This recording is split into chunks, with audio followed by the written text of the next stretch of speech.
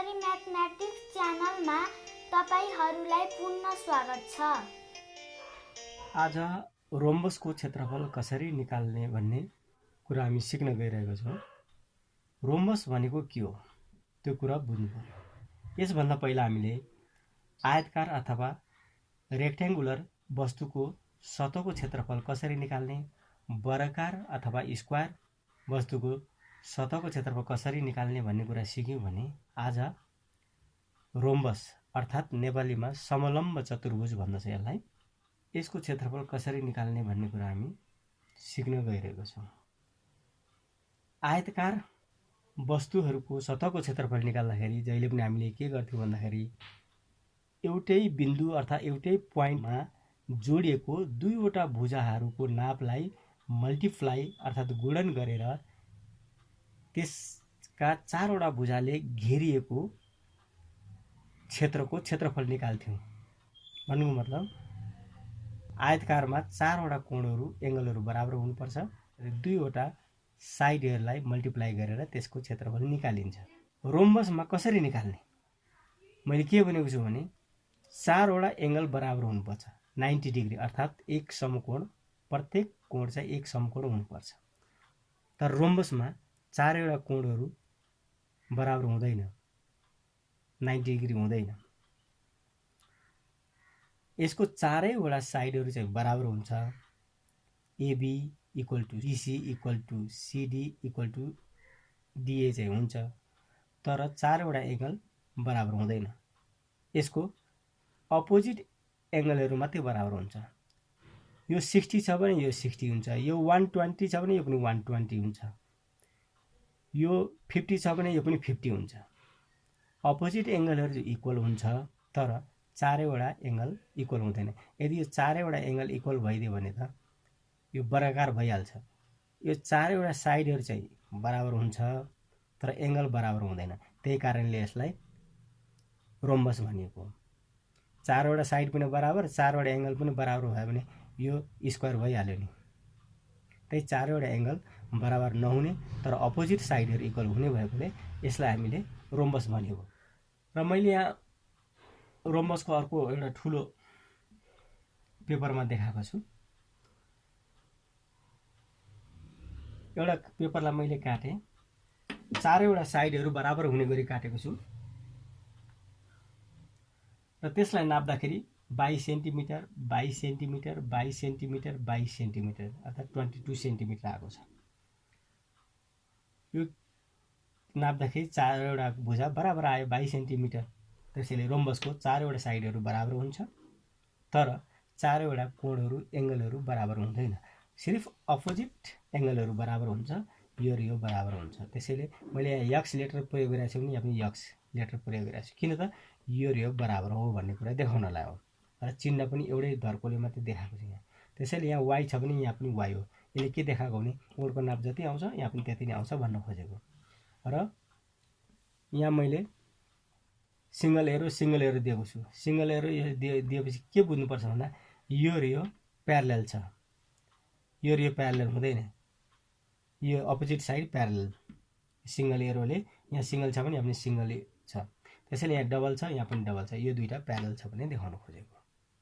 अब अघिल्लो पाठहरूमा रेक्ट्याङ्गलको स्क्वायरको जसरी हामीले एरिया निकाल्यौँ त्यसै गरी यसको निकाल्न सकिँदैन। कसरी निकाल्ने त?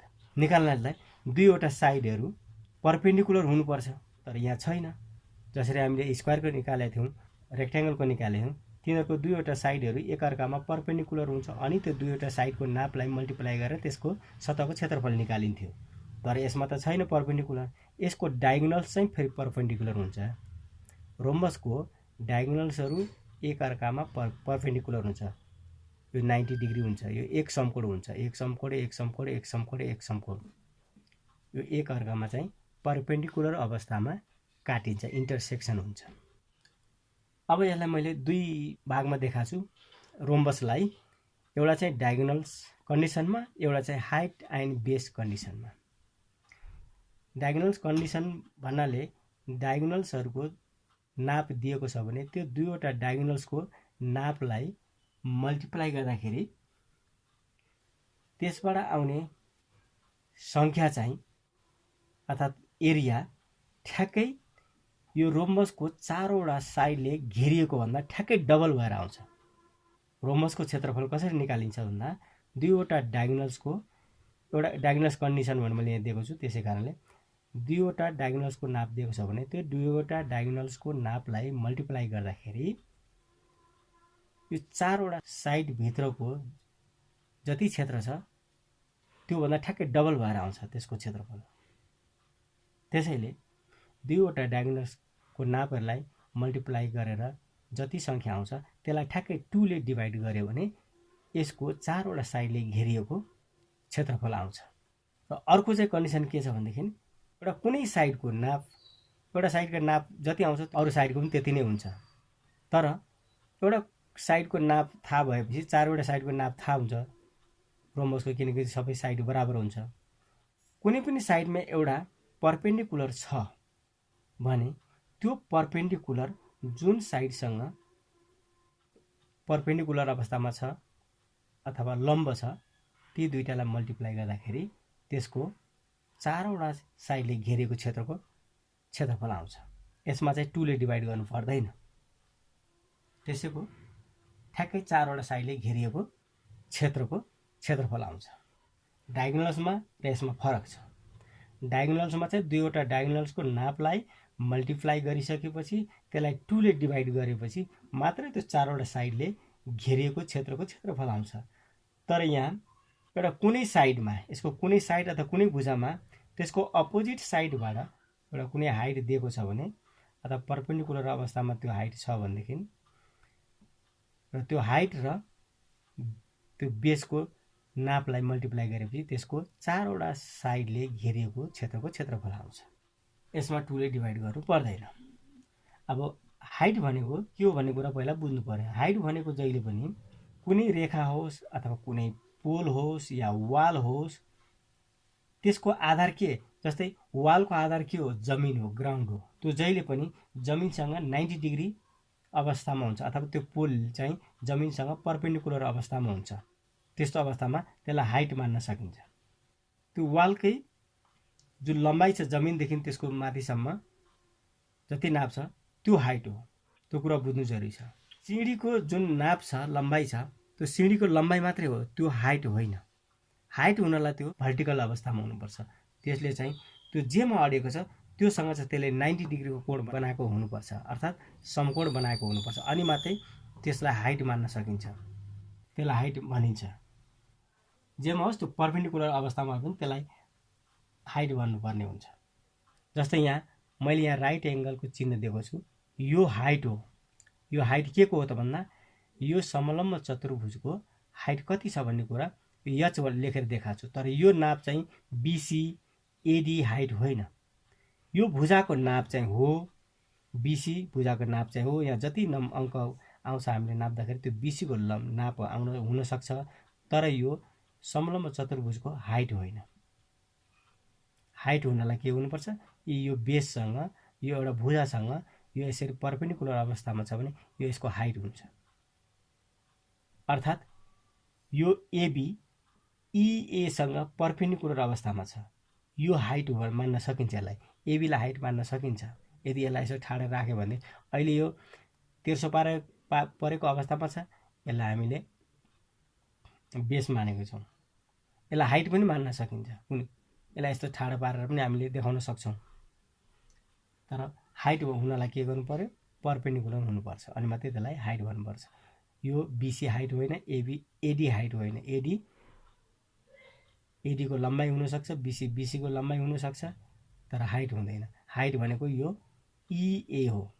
इए यहाँ एच भनेर लेखेको छ, यो हाइट हो, किनकि यहाँ परपेन्डिकुलर छ।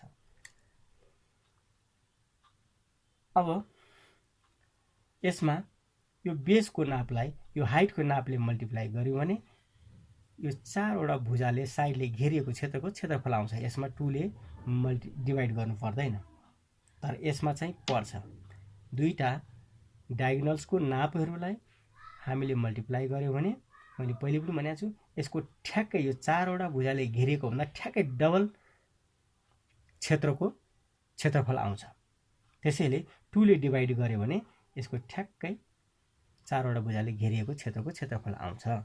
र योभन्दा अगाडिको क्लासमा मैले जुन रेक्ट्याङ्गल सम्बन्धी सिकाएको थिएँ, रेक्ट्याङ्गलमा मैले के सिकाएको थिएँ भन्दाखेरि हामीले कुनै जग्गाको क्षेत्रफल नाप्दाखेरि कहिलेकाहीँ त्यस्तो यस्तो परिस्थिति हुनसक्छ बीचबाट पनि नाप्नुपर्ने हुन्छ। हाम्रो जग्गाको क्षेत्रफल चाहिँ यति छ, यो डट डट डट लाइनले घेरेको छ, तर हामीले बीचबाट यसरी नापेको छौँ, दुईवटा लाइन यसरी एकअर्कामा काटिएको छ। मैले योभन्दा अगाडिको उसमा देखाएको छ, त्यसमा हेर्न सक्नुहुन्छ, यहाँ देखाएको छ। दुईवटा डायगोनलको नापलाई मल्टिप्लाई गर्दा रोम्बसको ठ्याक्कै डबल क्षेत्रफल आउँछ भनेर मैले भनेको थिएँ। त्यसैले यहाँ मैले बुझाइरहेको छु। अब यसैलाई मैले यहाँ फेरि देखाएको छु। यो रोम्बस भयो, एबिसिडी भन्ने रोम्बस छ, त्यसका डायगोनल्सहरू एसी र बिडी छ। अब यो दुईटालाई मल्टिप्लाई गर्दाखेरि मैले ठ्याक्कै डबल आउँछ भनेको थिएँ नि। कसरी आउँछ त भन्दाखेरि यो दुईटालाई मल्टिप्लाई गर्दाखेरि यो दुईवटा साइडका छेउछेउका बिन्दुहरूबाट एसी भुजाको ए र सीबाट, बिडी भुजाको बी र सीबाट, बीबाट एसीसँग प्यारलल हुने गरी, डीबाट एसीसँग प्यारलल हुने गरी रेखा तान्ने, यसरी तान्ने, र एबाट बिडीसँग प्यारलल हुने गरी र सीबाट पनि बिडीसँग प्यारलल हुने गरी रेखा तानौँ। तानेपछि तिनीहरू एक अर्कामा काटिने पोइन्टहरू यसरी चिनो लगाउँ। लाउँदाखेरि यो दुईटा डायगोनल्सका नापहरूलाई मल्टिप्लाई गर्दाखेरि यसले दिने क्षेत्रफल भनेको चाहिँ यो वरिपरिको जुन डट डट छ त्यति भरिको क्षेत्रफल आउँछ। अब अर्को कुरो, यो भनेको योसँग प्यारलल छ, यो भने योसँग प्यारलल छ। यसको लेन्थ जति छ यसको लेन्थ पनि त्यति नै छ, यसको पनि त्यति नै छ, यसको जति छ यसको पनि त्यति छ, यसको पनि त्यति छ। अब यहाँ हेरौँ, यो रोम्बसको क्षेत्रफल भनेको त एबिसिडी यो भरिको मात्रै हो। त डबल कसरी भयो त भन्दाखेरि अब यहाँ हेरौँ, एउटा रेक्ट्याङ्गल यहाँ पनि निस्क्यो, यसको लम्बाइ जति छ यसको पनि त्यति नै छ, यसको जति छ यसको पनि त्यति छ। भनेपछि यहाँ बिचबाट जुन रेखा तानिएको छ सिडी तानेको छ, यो रेक्ट्याङ्गललाई यसले ठ्याक्कै आधा गरेको हुन्छ। भन्नुको मतलब यहाँ जति छ त्यति नै क्षेत्र यहाँ पनि छ, यहाँ जति क्षेत्र छ यहाँ पनि त्यति नै छ, यहाँ जति छ यहाँ पनि त्यति नै छ, यहाँ जति छ यहाँ पनि त्यति नै छ, यहाँ जति छ यहाँ पनि त्यति नै छ। भन्नुको मतलब के हुन्छ, यहाँ 1 2 3 4 पार्ट छ भने यहाँ पनि 1 2 3 4 पार्ट छ। त्यसैले यो दुईटा डायगोनल्सलाई मल्टिप्लाई गर्दाखेरि आउने जुन क्षेत्र हुन्छ त्यो ठ्याक्कै रोम्बसको भन्दा डबल हुन्छ। त्यसैले डबल आउने भएको हुनाले यसको क्षेत्रफल निकाल्नु पर्दा के गर्ने, यो दुईटालाई मल्टिप्लाई गरेर 2ले डिभाइड गर्यो भने बल्ल यसको वास्तविक क्षेत्रफल आउँछ। यो डबल हुने भएकोले यसलाई हामीले 2ले डिभाइड गर्नु परेको हो। तर यहाँ बेस र हाइट दिएको छ भने चाहिँ हामीले गर्नु पर्दैन। किन पर्दैन भने मैले यहाँ छेउमा यहाँ ए बिन्दुमा डिसीको एउटा बिन्दु पीबाट चाहिँ मैले एमा परपेन्डिकुलर तानेको छु। तानेपछि चाहिँ मैले के गरेको छु भने यो टुक्रालाई चाहिँ काटौँ, काटेर हटाउँ र ठ्याक्कै यहाँ जोड दिउँ। यसैलाई यतापट्टि सार्दाखेरि यहाँ ठ्याक्कै मिल्छ। अब यसको यो जति लेन्थ छ त्यति नै लेन्थ हामीले यतातिर जोड दिउँ। यतातिर जोडेर राख्दाखेरि यो ठ्याक्कै के हो त, यहाँ जति लम्बाइ छ यहाँ पनि त्यति नै भयो। त्यसैले अब हेर्नु त यो 90 डिग्री छ, यो पनि 90 डिग्री छ, यहाँ त 90 डिग्री हो नि त, यो 90 डिग्री हो नि, यो यतातिर गएर बस्यो।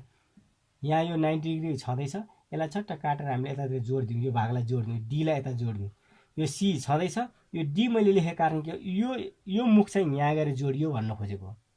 त्यसैले यहाँ यो बी पहिलेकै अवस्थाको बी हो, यो ए कसरी आयो भन्दा यो पोइन्ट यहाँ गएर जोडिएको भनेर देखाउनु खोजेको। यहाँ एबीको लेन्थ जति छ सिडीको लेन्थ पनि उति नै छ नि त, अर्थात् रोम्बसको चारै भुजा बराबर हुन्छ, चारै साइड बराबर हुन्छ। एबी जति छ सिडी त्यति हुन्छ।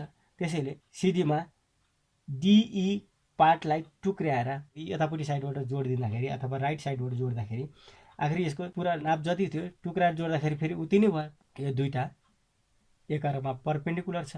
परपेन्डिकुलर भइसकेपछि अर्थात् 90 डिग्री भइसकेपछि हामी यसलाई मल्टिप्लाई गर्न पाउँछौँ।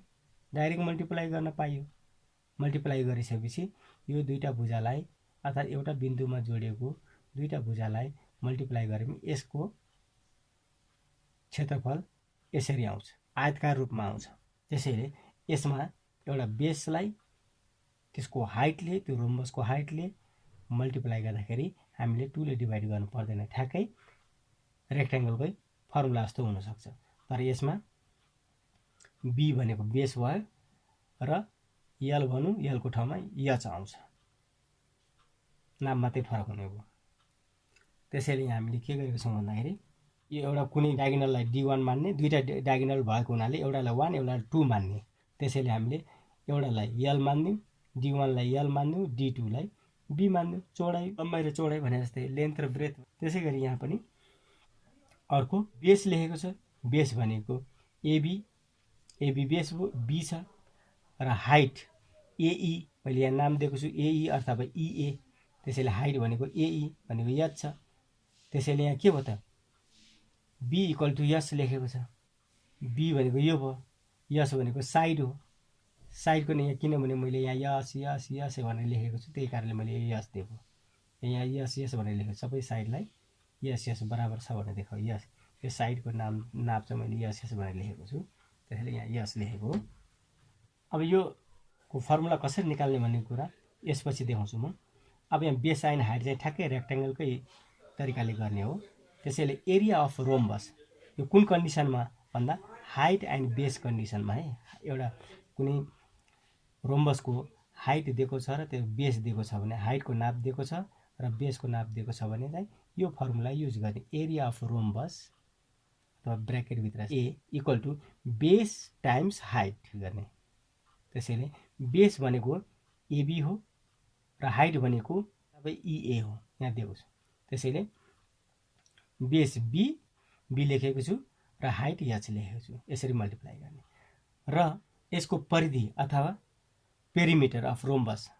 पेरिमिटर रोम्बस भनेको के हो त भन्दा जुनसुकै आकारको जुनसुकै वस्तुको परिधि निकाल्नु पर्दाखेरि त्यसको चारैवटा साइड अथवा 3वटा छ भने 3टा, 4वटा छ भने 4वटा, 5वटा छ भने 5वटा, जतिवटा त्यसको साइडले घेरिएको छ त्यसको नापलाई जोड्यो भने परिधि आउँछ। परिधि भनेकै यसको 4वटा साइड। यो अहिले रोम्बस, स्क्वायर, रेक्ट्याङ्गलको 4वटा साइड हुन्छ, क्वाड्रिलेटरको 4वटा हुन्छ, ट्रायङ्गलको 3टा हुन्छ। ट्रायङ्गलको पेरिमिटर के हो त भन्दा 3वटा साइडलाई जोड्नुपर्छ। 3वटा साइडको नाप कति छ त्यो निकाल्यो भने त्यो ट्रायङ्गलको अथवा त्रिभुजको परिधि आउँछ। अब क्वाड्रिलेटर अर्थात् चतुर्भुजको 4वटा जोड्नु पर्यो।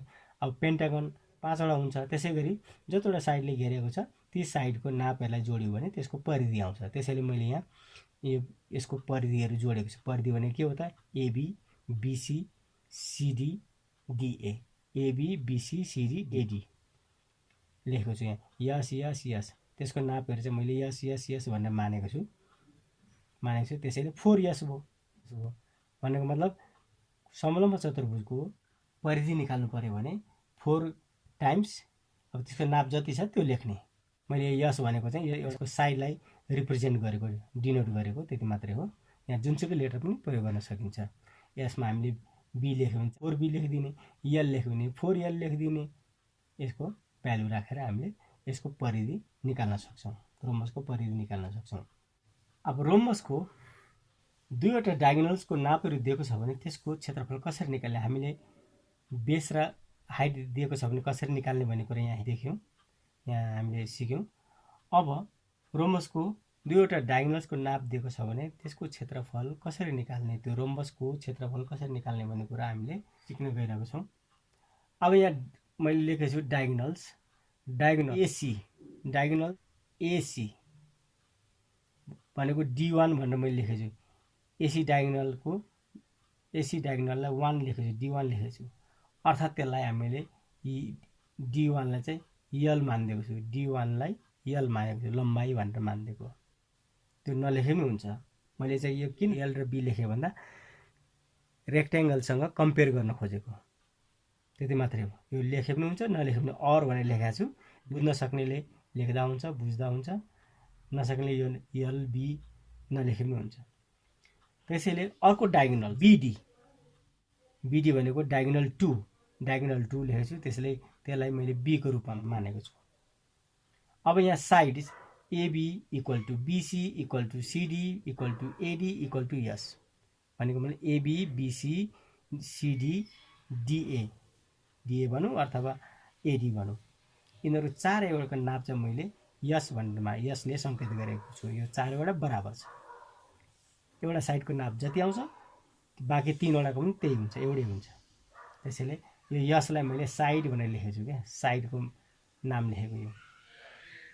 त्यसैले एरिया अफ रोम्बस मैले सर्टकटमा लेखेँ half of d1 times d2, half of d1 times d2 यो रोम्बसको क्षेत्रफल। रोम्बसको क्षेत्रफल निकाल्नु पर्दाखेरि हामीले के बुझ्नु पर्यो भने यदि रोम्बसको दुईवटा डायगोनल्सको नापहरू दिएको छ भनेदेखि हामीले के गर्नुपर्छ 1/2 लेखेर d1 टाइम्स d2 भनेर लेख्ने। किन दुईटै डायगोनल्स हो, त्यसैले यो चिनाउनुको लागि d1 र d2 भनेर हामीले लेखेको। अब त्यसको पेरिमिटर पनि पहिले यहाँ भनिसकेको छ, चारवटा साइडलाई जोड्नु पर्यो। Perimeter of rhombus s plus s plus s plus s equals to 4s। यो पीले चाहिँ पेरिमिटर भन्न खोजेको। साइडको नाप दिएको छ भने पेरिमिटर आउँछ, तर डायगोनल्सको मात्रै लेन्थ दिएको छ, साइडहरूको लेन्थ दिएको छैन भने त्यति सजिलै फेरि पेरिमिटर आउँदैन। त्यसको लागि हामीले पाइथागोरस थ्योरम जान्नुपर्ने हुन्छ। त्यो अनुसार हामीले दुईटा डायगोनल्सबाट चाहिँ हामीले यो साइडको नाप निकाल्नु पर्ने हुन्छ पाइथागोरस थ्योरम युज गरेर। त्यसपछि हामीले यो साइडको नाप आइसकेपछि अनि चारवटा साइडलाई जोडेर हामीले त्यसको पेरिमिटर निकाल्न सक्छौँ, जस्तै यहाँ दिएको छ मैले। अब अर्को कुरो के भने यो डायगोनल्सहरू एक अर्कामा ठ्याक्कै आधा आधा भएर काट्छ। बाइसेक्ट इच अदर भन्यो भने यो लाइनले यसलाई ठ्याक्कै दुई बराबर टुक्रामा बाँडेको हुन्छ, काटेको हुन्छ भने यो लाइनले यो लाइनलाई ठ्याक्कै दुई बराबर भागमा बाँडेको हुन्छ, ठ्याक्कै आधा आधामा गरेको हुन्छ बाइसेक्ट भनेपछि। त्यसैले यदि यो डायगोनल लेन्थ सपोज 6 सेन्टिमिटर छ भने यहाँदेखि यहाँसम्मको 3, यहाँदेखि यहाँसम्मको 3 हुन्छ। यदि यो डायगोनलको लेन्थ 4 सेन्टिमिटर छ भने यसले ठ्याक्कै दुई टुक्रामा बाँडिदिन्छ, दुई बराबर टुक्रामा बाँडिदिन्छ। त्यसैले यो 2 सेन्टिमिटर हुन्छ, यो 2 सेन्टिमिटर हुन्छ। त्यसैले अब हामीलाई यसको नाप दिएको छ, यसको नाप दिएको छ भने त ठ्याक्कै थाहा हुने भयो। यसको लेन्थ पनि थाहा हुन्छ, यसको लेन्थ पनि थाहा हुन्छ, यो दुईटाको लेन्थ थाहा हुन्छ, यसको नाप कति हो यसको नाप कति हो भने थाहा हुन्छ। त्यसैले पाइथागोरस थ्योरम अनुसार परपेन्डिकुलर र बेसको लेन्थ थाहा छ भने यो हाइपोटेन्युस भन्छ। अब परपेन्डिकुलर अवस्थामा गएपछि यसलाई हाइपोटेन्युस भन्छ हैन। यो राइट एङ्गल ट्रायङ्गल भयो, राइट एङ्गल ट्रायङ्गल हुन जान्छ, त्यसैले हाइपोटेन्युस हुन्छ। त्यसैले हाइपोटेन्युस के हुन्छ h² equal to p² plus b² को फर्मुला लगाएर चाहिँ हामीले यो साइडको लेन्थ निकाल्नुपर्छ। यो साइडको लेन्थ निकालिसकेपछि हामीले 4s फर्मुलामा यो साइडको भ्यालु यहाँ राखिदिने, पेरिमिटर आउँछ। त्यसैले यो सिडी भनेको h हो, यहाँ 90 डिग्री भइसकेपछि के हुन्छ भने यो राइट एङ्गल ट्रायङ्गल हुन्छ। COD from right angle triangle CODमा के छ त भन्दा सिडी भनेको h भनेको यो साइड हो, h को भ्यालु साइड हो। अब CO भनेको परपेन्डिकुलर भनेको d/2, किनभने यो पुरा d1 थियो, अब त्यसलाई आधा गरेको आधा d1/2। अब अर्को के भयो त भन्दा OD अथवा DO भनेको बेस हो। यो राइट एङ्गल ट्रायङ्गलमा यो हाइपोटेन्युस, यो परपेन्डिकुलर, यो बेस। त्यसैले यो पुरा चाहिँ d2 हो भने यहाँदेखि यहाँसम्म लेन्थ ठ्याक्कै आधा हुन्छ। त्यसैले d2/2, d2लाई चाहिँ दुई भागमा बाँडेको, हाफ गरेको d2। अब त्यसै गरी by Pythagoras theorem CD equals to √CO² plus DO²। त्यसैले यसको भ्यालु निकाल्यौँ। अब हामीले यो साइडको लेन्थ कति आउँछ त भन्दाखेरि 1/2 √d1² प्लस d2²। यो फर्मुला प्रयोग गरेपछि यो साइडको नाप आउँछ। कुन अवस्थामा यदि डायगोनल्स मात्रै दिएको छ भने, डायगोनल्सको लेन्थ दिएको छ भनेदेखि साइडको नाप पत्ता लगाउनलाई यो फर्मुला प्रयोग गर्ने। त्यसैले अब हामीले एरिया अफ रोम्बस भने यहाँ लास्टमा मैले दिएको छु एरिया अफ रोम्बस के त भन्दाखेरि यदि दुईवटा डायगोनल्स दिएको अवस्था छ भनेदेखि चाहिँ 1/2 एसी टाइम्स बिडी। एसी भनेको डायगोनल्स है, यो डायगोनल्सहरू हो। एसी भनेको यो एसी टाइम्स बिडी, यो दुईटालाई मल्टिप्लाई गर्नुपर्छ र 2 ले डिभाइड गर्नुपर्छ भनेर देखाएको छु। यहाँ यसै गरी लास्टमा के हो 1/2 D1 टाइम्स D2 र पेरिमिटर त्यसै गरी 4S भनेर आयो। रोम्बसको क्षेत्रफल निकाल्नलाई यदि दुईटा डायगोनल्सको नाप दिएको छ भने दुईटा डायगोनल्सलाई मल्टिप्लाई गर्ने र 2 ले ठ्याक्कै डिभाइड गर्ने, त्यसको क्षेत्रफल आउँछ, रोम्बसको क्षेत्रफल आउँछ। यदि एउटा बेसको नाप दिएको छ र त्यो बेसमा पर्पेन्डिकुलर हुने गरी एउटा कुनै हाइटको नाप दिएको छ भने त्यो दुईटालाई मल्टिप्लाई गरिदिने, यसलाई 2 ले डिभाइड पनि गर्नु पर्दैन, त्यसको सिधा क्षेत्रफल आउँछ, एरिया आउँछ। यसमा कुनै कन्फ्युजन छ भने मेसेज गर्न सक्नुहुनेछ। तपाईँहरूले बुझ्नुभयो भन्ने मैले विश्वास लिएको छु। यदि छैन भने तपाईँले 2 चोटि 3 चोटि हेरेर ट्राई गर्नुहोला। यसमा सानो देखिएको होला या कुनै क्वेसन पनि पठाएर मलाई सोध्नु सक्नुहुनेछ, म त्यसको सल्भ गरेर तपाईँलाई पठाउने छु। हस्त आजलाई यति नै। नयाँ भिडियोहरू प्राप्त गर्नको लागि यस च्यानललाई सब्स्क्राइब गर्न नभुल्नुहोला, साथै लाइक र बेल आइकन पनि थिच्नुहोला। धन्यवाद।